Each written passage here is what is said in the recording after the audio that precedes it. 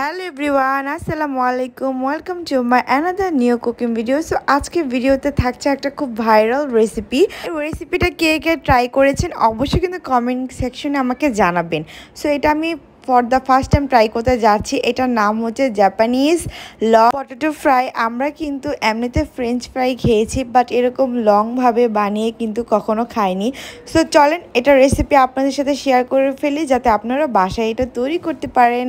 So এখানে আমি কিন্তু কয়েক টুকরো আলু নিয়েছিলাম, সেগুলোকে কিন্তু ভালো করে সিদ্ধ করে নিয়েছি। এটা কিন্তু এত সিদ্ধ করিনি, এটা আমি 80%-এর মতো সিদ্ধ করেছিলাম। দেন তারপর এটা একটা গ্রেটার দিয়ে আমি ভালো করে গ্রেট করে নিব। দেন এর সাথে অ্যাড করে দিব আমি পরিমাণ মতো লবণ। আমি সিদ্ধর সময় কোনো লবণ ইউজ করিনি, সেজন্য এখন ইউজ করছি। দেন তারপর এখানে দিয়ে দিয়েছি লাল মরিচের গুঁড়ো, এরপর অ্যাড করে দিয়েছি গোলমরিচের গুঁড়ো। দেন তারপর এখানে আমি অ্যাড করছি কর্নফ্লাওয়ার। এখানে আমি বেশি পরিমাণে কর্নফ্লাওয়ারটা ইউজ করছি। দেন তারপর এই তো এখন সবগুলো ইনগ্রিডিয়েন্টস কিন্তু মোটামুটি দেওয়া কমপ্লিট। সো এখন আমি হাত দিয়ে ভালো করে এটাকে মেখে নিব। এটাকে ভালো করে মেখে দেন একটা ডোর মতো করব। আমরা যে রুটি বানাই সেটার যে ডো তৈরি হয়, সেরকম একটা আঠালো টাইপের ডো তৈরি হবে। সো দেখতেই পাচ্ছেন হাতে কিন্তু আমার লেগে যাচ্ছে।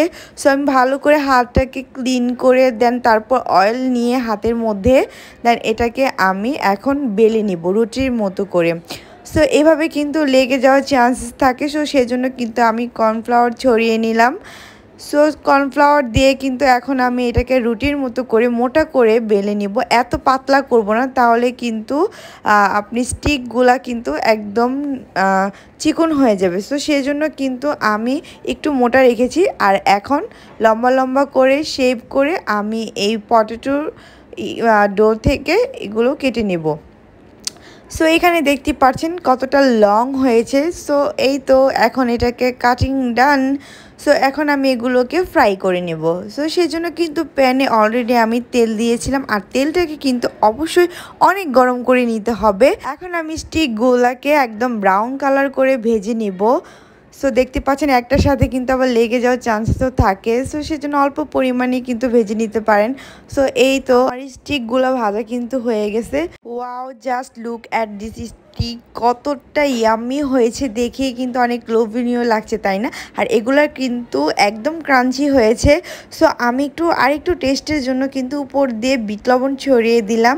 আর স্টিকগুলো দেখেন কতটা মুচমুচে হয়েছে। সো এই তো ছিল আমার আজকের এই জাপানিজ রেসিপি। আপনাদের কেমন লেগেছে অবশ্যই কিন্তু কমেন্ট করে জানাবেন। আর হ্যাঁ, অবশ্যই কিন্তু বাসায় এটাকে ট্রাই করবেন, কারণ এটা খেতে ভীষণ মজা ছিল।